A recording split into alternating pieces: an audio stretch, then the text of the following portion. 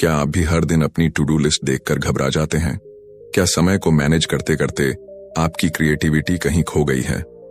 तो रुकिए, इस वीडियो को देखने से पहले अपनी घड़ी की तरफ मत देखिए, क्योंकि ये कहानी समय की नहीं, माइंड की है। नमस्कार दोस्तों, स्वागत है आपका बुकपीडिया पर, जहां हम किताबों से छुपे हुए रत्न निकालते हैं और उन्हें आपकी जिंदगी में उजाले की तरह बिखेरते हैं। आज हम बात करने जा रहे हैं एक ऐसी किताब की जो आपके सोचने का तरीका बदल सकती है। किताब का नाम है mind management, not time management. और ये सिर्फ एक प्रोडक्टिविटी बुक नहीं है, ये एक माइंडसेट रेवोल्यूशन है। ये किताब हमें सिखाती है कि सक्सेस का रास्ता घड़ी की टिक टिक से होकर नहीं, हमारी सोच की दिशा से होकर गुजरता है। जब आप अपनी क्रिएटिविटी को सही समय नहीं बल्कि सही मानसिक अवस्था में इस्तेमाल करते हैं, तभी असली प्रोडक्टिविटी जन्म लेती है। यह वीडियो आपको ले जाएगा एक ऐसे सफर पर जहां आप जानेंगे कि कैसे अपने दिमाग को मैनेज करके आप कम समय में ज्यादा इंपैक्टफुल काम कर सकते हैं, वो भी बिना थके, बिना फंसे।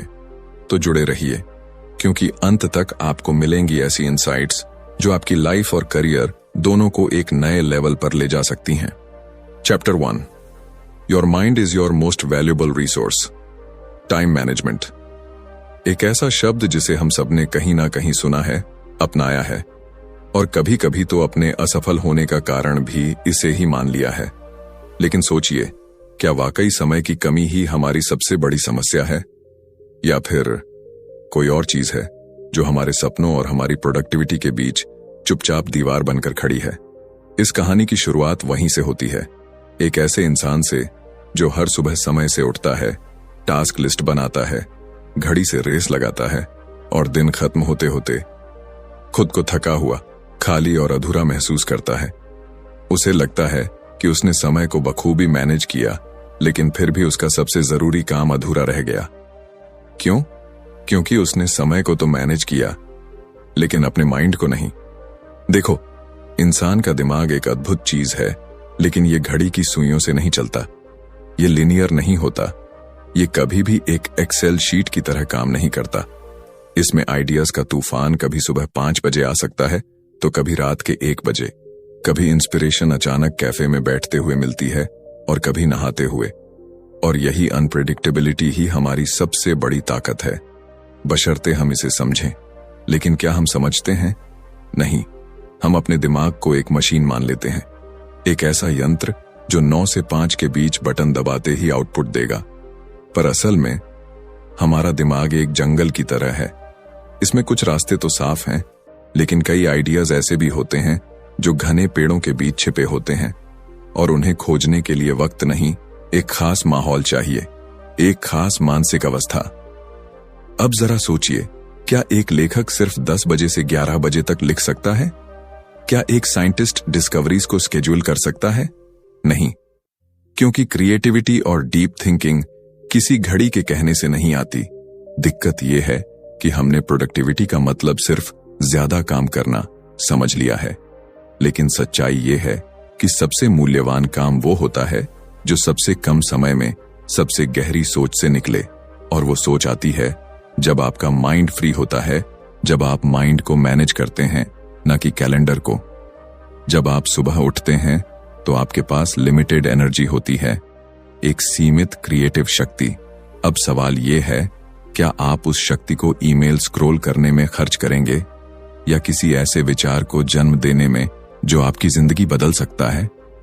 बहुत से लोग कहते हैं, मेरे पास टाइम नहीं है, लेकिन सच्चाई यह है कि उनके पास मेंटल क्लैरिटी नहीं है। क्योंकि जब आपका माइंड थका होता है, भले ही आपके पास पूरा दिन क्यों ना पड़ा हो, आप कुछ क्रिएट नहीं कर सकते।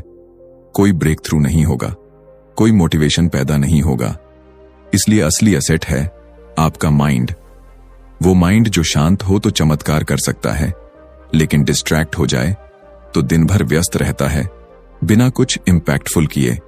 यह समझना जरूरी है कि हम सबके पास दिन के 24 घंटे हैं, लेकिन फर्क सिर्फ इस बात का होता है कि कोई उसे अपने दिमाग की हाईएस्ट क्वालिटी थिंकिंग के लिए इस्तेमाल करता है और कोई उसे टूटी फूटी मीटिंग्स और नोटिफिकेशन में गवाह देता है। जिस दिन आपने इस सच को पकड़ लिया, उस दिन आपकी जिंदगी एक नए मोड़ पर आ जाएगी। उस दिन आप सिर्फ बिजी नहीं होंगे बल्कि पर्पसफुल होंगे। और यही है माइंड मैनेजमेंट का जादू।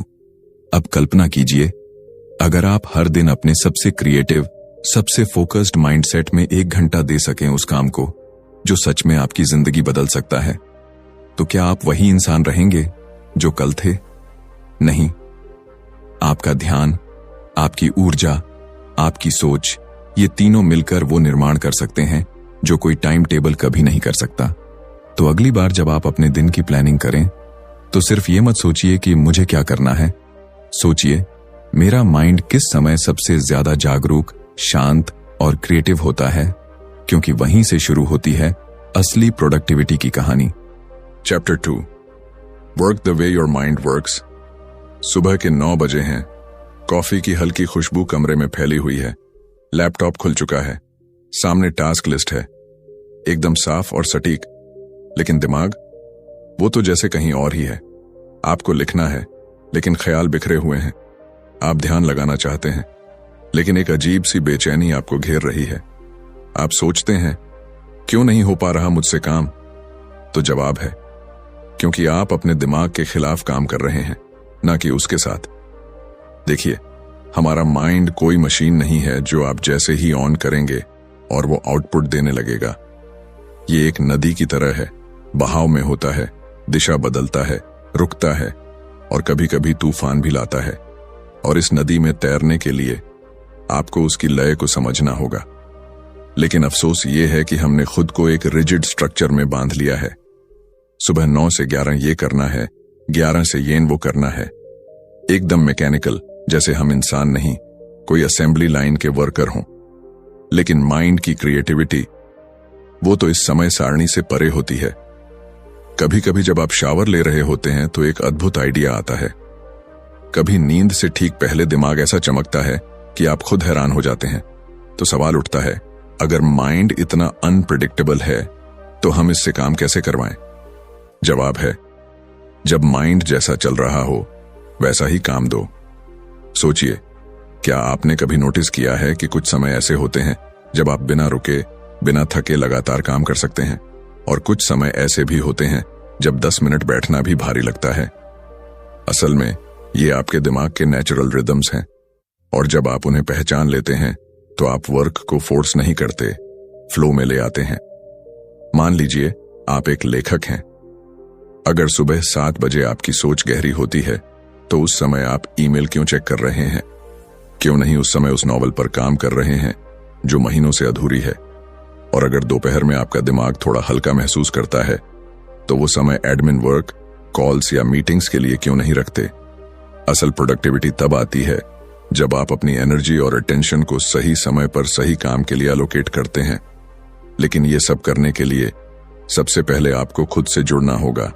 आपको ये समझना होगा कि आपका माइंड कैसे काम करता है, उसका नेचुरल पैटर्न क्या है, कब वो इमेजिन करता है, कब वो ऑर्गेनाइज करता है, कब वो रिलैक्स चाहता है। और जब आप ये जान लेते हैं तो आप अपने काम को उस पैटर्न के हिसाब से मोल्ड करने लगते हैं। इसका मतलब ये नहीं कि आप डिसिप्लिन छोड़ दें, नहीं। इसका मतलब ये है कि आप रिजिड स्केड्यूल की बजाय फ्लेक्सिबल फोकस अपनाएं। आप स्ट्रक्चर रखें, लेकिन उसमें स्पेस भी हो, ताकि माइंड अपनी क्रिएटिविटी को बिना घुटन के बहा सके। अब जरा सोचिए, अगर आप दिन की शुरुआत उस सबसे जरूरी काम से करें जो आपका माइंड सबसे क्लैरिटी के साथ कर सकता है, तो उस 1 घंटे में ही वो हासिल हो सकता है जो आपने पूरे दिन के लिए प्लान किया था। दिक्कत तब आती है जब हम खुद को गिल्ट में धकेलते हैं। मैं समय पर काम नहीं कर रहा, मुझसे फोकस नहीं हो रहा, मैं आलसी हूं। लेकिन सच्चाई ये है कि आप शायद गलत समय पर गलत काम कर रहे हैं। शायद आपका माइंड उस वक्त तैयार नहीं था, और जब आप खुद को समझे बिना उस पर जोर डालते हैं तो धीरे धीरे मोटिवेशन, पैशन और क्रिएटिविटी तीनों दूर होने लगते हैं। तो अगली बार जब आप काम पर बैठें तो सिर्फ ये मत सोचिए कि आपको क्या करना है। पहले ये सोचिए, क्या मेरा माइंड इस काम के लिए तैयार है? क्योंकि जब आप अपने माइंड के पैटर्न को अपनाते हैं तभी आप फ्लो में आते हैं। और फ्लो में किया गया 1 घंटा कभी कभी 5 घंटे की मेहनत से कहीं ज्यादा पावरफुल होता है। आज का समय उस युग का नहीं रहा जहां प्रोडक्टिविटी बस टाइम ब्लॉकिंग से हासिल हो। आज का युग है अवेयरनेस का, सेंसिटिविटी का और अंडरस्टैंडिंग का। आपके माइंड की रिदम वही असली क्लॉक है। उसे समझिए, उसे सुनिए और फिर उसके साथ काम कीजिए। Chapter 3, manage your mental energy. कभी आपने सोचा है क्यों कुछ दिनों में हम बिना थके घंटों तक काम कर लेते हैं और कुछ दिनों में एक छोटा सा काम भी पहाड़ जैसा लगने लगता है? घड़ी की सुइयों के हिसाब से तो दोनों ही दिन 24 घंटे के थे। फिर फर्क कहां था? फर्क था मेंटल एनर्जी में। समय तो सबके पास बराबर होता है, लेकिन मानसिक ऊर्जा वो हर दिन बदलती रहती है। और यहीं से शुरू होती है एक ऐसी सच्चाई जो हमारी प्रोडक्टिविटी की जड़ है। हमारा माइंड काम तभी करता है जब उसमें ऊर्जा होती है। अब जरा एक सीन सोचिए। आप सुबह उठते हैं, मोबाइल उठाकर सबसे पहले नोटिफिकेशंस चेक करते हैं, व्हाट्सएप मैसेजेस, इंस्टाग्राम रील्स, कुछ ईमेल्स, फिर थोड़ी देर यूट्यूब चला लिया। फिर अचानक याद आता है कि आज तो एक इंपॉर्टेंट काम था। अब आप बैठते हैं लैपटॉप के सामने, वर्ड डॉक्यूमेंट खुला है, लेकिन माइंड वो तो पहले ही थक चुका है। सिर्फ आधा घंटा ही बीता है, लेकिन मेंटल एनर्जी का बड़ा हिस्सा खर्च हो चुका है। और हम सोचते हैं मुझ में फोकस नहीं है, शायद मैं डिसिप्लिन्ड नहीं हूं। पर सच्चाई ये है, हमने अपने माइंड को दिन की शुरुआत में ही कमजोर बना दिया। अब इमेजिन कीजिए, अगर हम अपनी मेंटल एनर्जी को एक बैटरी की तरह देखें। हर सुबह वो बैटरी फुल होती है, लेकिन जैसे जैसे हम डिसीजन लेते हैं, ध्यान भटकाते हैं और डिस्ट्रैक्शंस में पड़ते हैं, वो बैटरी ड्रेन होने लगती है। और जब वो बैटरी खत्म हो जाती है तो फिर कितना भी टाइम हो, हम कुछ मीनिंगफुल क्रिएट नहीं कर पाते। फिर चाहे आपके पास 10 घंटे का फ्री टाइम क्यों ना हो, अगर माइंड थका है तो आप बस स्क्रीन के सामने बैठे रहेंगे, खाली, उलझे हुए और खुद से नाराज।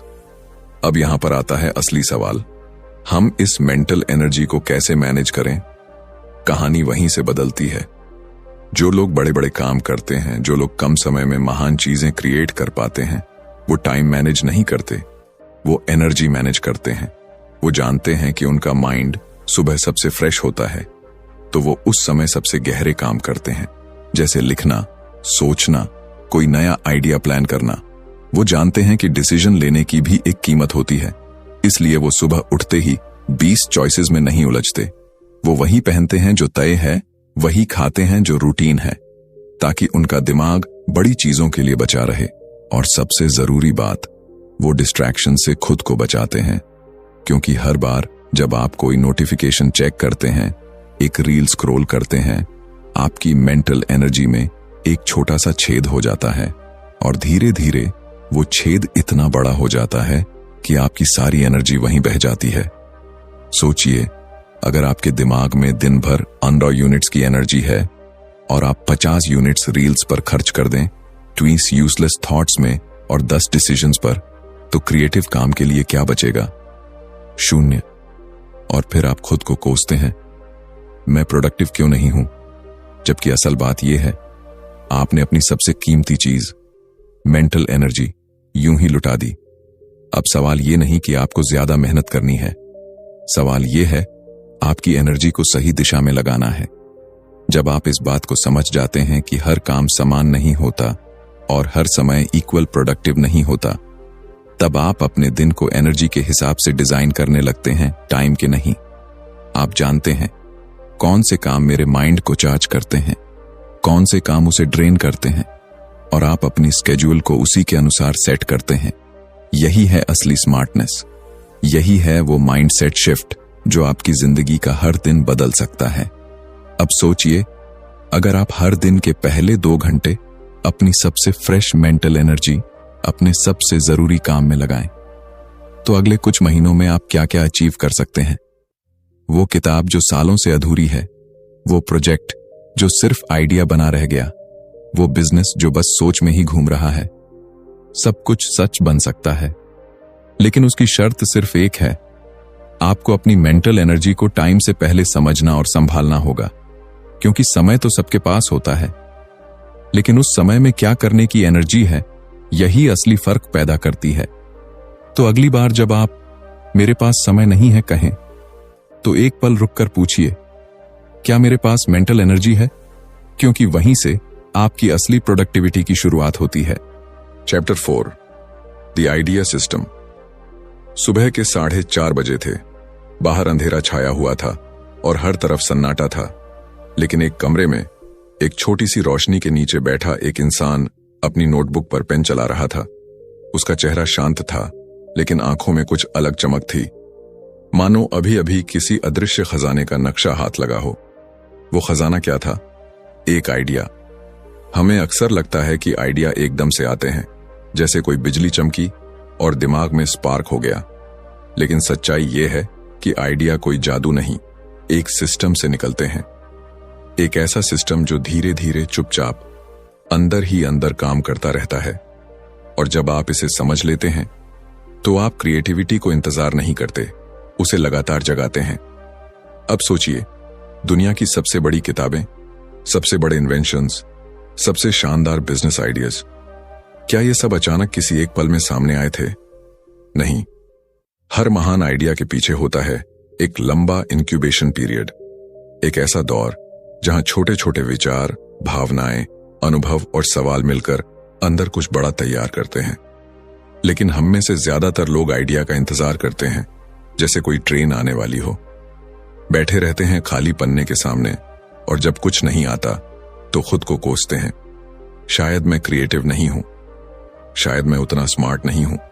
जबकि सच्चाई ये है, आपने अपने दिमाग को आइडिया देने का मौका ही नहीं दिया। एक आइडिया सिस्टम वही है, एक ऐसा तरीका जहां आप इंस्पिरेशन को एक्सीडेंट पे नहीं छोड़ते, बल्कि उसे डिजाइन करते हैं। अब आप पूछेंगे कैसे? तो सुनिए। हर इंसान के पास 2 किस्म की सोच होती है। एक होती है फोकस्ड थिंकिंग, जो सीधे सीधे एक काम पर ध्यान देती है, और दूसरी होती है डिफ्यूज थिंकिंग, जो धीरे धीरे अनकॉन्शियसली कुछ नया जोड़ रही होती है। जब आप नहा रहे होते हैं, टहल रहे होते हैं, या बस खिड़की के बाहर देख रहे होते हैं, तो आपका दिमाग नई कनेक्शंस बना रहा होता है। और तभी आते हैं वो आइडिया जो टेबल पर बैठकर कभी नहीं आते। लेकिन उस डिफ्यूज थिंकिंग को फ्यूल चाहिए, और वो फ्यूल मिलता है जब आप रोज कुछ इनपुट लेते हैं, किताबें पढ़ते हैं, कुछ नया सुनते हैं, चीजों को ऑब्जर्व करते हैं, और सबसे जरूरी, अपने आइडिया को कैप्चर करते हैं। हर दिन जब आपके दिमाग में कोई रैंडम थॉट आता है, एक कहानी का टुकड़ा, एक बिजनेस प्लान की झलक, एक सवाल जो जवाब मांगता है, तो उसे लिखिए। एक नोटबुक, एक ऐप, कोई भी तरीका, लेकिन उसे पकड़िए, क्योंकि वो छोटा सा विचार कल आपका सबसे बड़ा परिवर्तन बन सकता है। और यही बनता है एक आइडिया सिस्टम। अब सोचिए, अगर हर दिन आप एक छोटा सा आइडिया कैप्चर करें, तो एक हफ्ते में 7, एक महीने में 30 और एक साल में 365 आइडिया आपके पास होंगे। और उनमें से शायद सिर्फ 10 भी काम आए, तो क्या वो आपकी जिंदगी बदलने के लिए काफी नहीं? मगर अक्सर हम क्या करते हैं, एक आइडिया आता है, हम उसे सोचते हैं और भूल जाते हैं। फिर कुछ दिनों बाद याद आता है कि अरे, कुछ सोचा था, क्या था वो? और वो कीमती विचार उस सुबह के सपने की तरह हवा में खो जाता है। इसलिए जरूरी है कि हम अपने दिमाग को न सिर्फ प्रेरित करें, बल्कि एक जगह दें जहां वो बोल सके, रुक सके और याद रखा जा सके। क्रिएटिविटी कोई फ्लैश नहीं है, वो एक रिदम है, और आइडिया सिस्टम उस रिदम की धड़कन है। अब सवाल उठता है, ये सब सुनकर आपको क्या करना चाहिए? शुरुआत कीजिए एक छोटे से स्टेप से। हर दिन बस 5 मिनट निकालिए और सोचिए, आज आपके दिमाग में क्या नया आया? कोई छोटी बात, कोई बड़ा ख्याल, कोई अधूरा सवाल, उसे लिखिए और छोड़ दीजिए। वो विचार कल दोबारा लौटेगा, और शायद इस बार वो एक कंप्लीट शेप में होगा। इस सिस्टम के साथ जब आप आगे बढ़ते हैं, तो क्रिएटिविटी एक स्ट्रगल नहीं, एक यात्रा बन जाती है। और आप जानते हैं कि आइडिया का इंतजार नहीं करना, उसे सिस्टम में आने देना है। क्योंकि जब आपके पास आइडिया सिस्टम होता है, तब आपके पास सिर्फ इंस्पिरेशन नहीं होती, आपके पास डायरेक्शन होती है। और एक बार डायरेक्शन मिल गई, तो रास्ते खुद बनते चले जाते हैं। Chapter 5, create for completion. रात के 2 बज चुके थे। कमरे में सिर्फ टेबल लैंप की पीली रोशनी थी, और सामने रखी नोटबुक में आधे लिखे हुए पन्ने, जैसे किसी अधूरी कहानी का इंतजार कर रहे हों। एक आर्टिस्ट की जिंदगी में सबसे बड़ी लड़ाई कभी इंस्पिरेशन के लिए नहीं होती, वो होती है कंप्लीशन के लिए। कितनी बार ऐसा हुआ है कि आपने कोई प्रोजेक्ट शुरू किया, दिल से, जुनून से। शुरुआत में हर चीज नई लगी, एक्साइटिंग लगी, लेकिन जैसे जैसे दिन बीते वो सेम काम भारी लगने लगा, वो एक्साइटमेंट फीकी पड़ने लगी और आखिरकार वो काम अधूरा रह गया, किसी फोल्डर में, किसी डायरी के पन्नों में, या बस दिमाग के किसी कोने में दफन हो गया। ये कहानी सिर्फ आपकी नहीं है, ये हर उस इंसान की है जो कुछ बड़ा बनाना चाहता है, कुछ मीनिंगफुल क्रिएट करना चाहता है। लेकिन सच्चाई ये है, क्रिएटिविटी सिर्फ शुरू करने में नहीं, खत्म करने में होती है। क्योंकि जब आप कोई चीज पूरी करते हैं तभी वो असल मायने में वैल्यू पैदा करती है, तभी वो दूसरों तक पहुंचती है, असर डालती है और सबसे जरूरी, आपके अंदर विश्वास जगाती है। आपका माइंड हर अधूरी चीज को एक बोझ की तरह याद रखता है। जितने ज्यादा अधूरे काम उतनी ज्यादा गिल्ट, और जब गिल्ट बढ़ती है तो नया काम शुरू करने का मन ही नहीं करता। आप खुद से कहने लगते हैं, मुझसे होता नहीं, मैं कंसिस्टेंट नहीं हूं, मुझे डिसिप्लिन की कमी है। लेकिन असल में कमी डिसिप्लिन की नहीं, सिस्टम की है। अब एक सवाल, अगर आपके पास एक शानदार आइडिया है लेकिन आपने उसे एग्जीक्यूट नहीं किया, तो क्या वो आइडिया सच में एग्जिस्ट करता है? नहीं, आइडिया केवल तभी असली होता है जब वो किसी फॉर्म में सामने आए। एक वीडियो, एक बुक, एक प्रोडक्ट, एक परफॉर्मेंस। और यहां एक बड़ी गलती होती है, हम परफेक्शन की तलाश में कंप्लीशन को रोक देते हैं। हम सोचते हैं थोड़ा और पॉलिश कर लूं, थोड़ा और अच्छा बन जाए, अभी पोस्ट नहीं करूंगा, कल बेटर वर्जन बनाऊंगा। और उस कल में हमारा सबसे अच्छा आइडिया खो जाता है। जब आप किसी काम को कंप्लीट करते हैं, वो भले ही परफेक्ट ना हो, लेकिन वो एक मैसेज भेजता है आपके अंदर बैठे उस क्रिएटर को कि मैं फिनिश कर सकता हूं। और यही मैसेज आपको अगली बार और बेहतर काम करने की हिम्मत देता है। क्रिएट फॉर कंप्लीशन, इसका मतलब ये नहीं कि आप क्वालिटी से समझौता करें। इसका मतलब है कि आप खुद को इतना अवेयर बनाएं कि आप समझ सकें कब आप काम कर रहे हैं और कब आप बस टाल रहे हैं। परफेक्शनिज्म एक ऐसा जाल है जो प्रोग्रेस को निगल जाता है, और जब आप कंप्लीट नहीं करते तो आपको ना तो फीडबैक मिलता है ना ग्रोथ।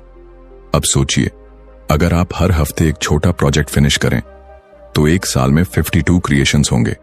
उनमें से चाहे 10 ही शानदार हों, लेकिन वो 10 आपकी पूरी दुनिया बदल सकते हैं। जब आप कंप्लीशन को हैबिट बना लेते हैं तो आप अपने आइडियाज को सिर्फ सोचते नहीं, जीते हैं। आप उनको दुनिया में ब्रीदिंग स्पेस देते हैं, और तब जाकर आपको पता चलता है कि आपके अंदर कितनी गहराई है। जो लोग बड़े काम करते हैं वो इसलिए नहीं कि उनके पास ग्रेट आइडियाज ज्यादा होते हैं, बल्कि इसलिए कि वो हर आइडिया को कंप्लीट करने की स्किल सीख चुके होते हैं। इसलिए अगली बार जब आप कुछ शुरू करें तो ये सोचकर मत शुरू कीजिए कि ये कितना बड़ा बन सकता है, बल्कि ये सोचिए मैं इसे कब और कैसे कंप्लीट करूंगा। क्योंकि जो अधूरा है वो सिर्फ वादा है, और जो पूरा है वो असल इंपैक्ट है। आपका माइंड कंप्लीशन से ग्रो करता है, क्लैरिटी पाता है और खुद को साबित करता है। तो उठिए, उस अधूरे ड्राफ्ट को खोलिए, उस पेंडिंग वीडियो को एडिट कीजिए, उस आइडिया को शेप दीजिए और उसे कंप्लीट करके एक मैसेज भेजिए अपने अंदर छुपे जीनियस को, I finish what I start. यहीं से बनती है कंसिस्टेंसी, यहीं से आती है कॉन्फिडेंस, और यहीं से शुरू होता है आपका असली creative journey. Chapter 6, tactics for tapping your subconscious mind. क्या आपने कभी ऐसा महसूस किया है कि जब आप किसी चीज के बारे में ज्यादा सोचते हैं, ज्यादा मेहनत करते हैं, तब वो चीज और दूर भागती है? लेकिन जब आप उसे थोड़ी देर के लिए छोड़ देते हैं तो अचानक जवाब अपने आप सामने आ जाता है। जैसे कोई गाना याद नहीं आ रहा और आप जितना सोचते हैं उतना ही उलझते हैं, लेकिन जैसे ही आप ध्यान हटाते हैं और कहीं और लग जाते हैं, अचानक वो गाना खुद ब खुद जबान पर आ जाता है।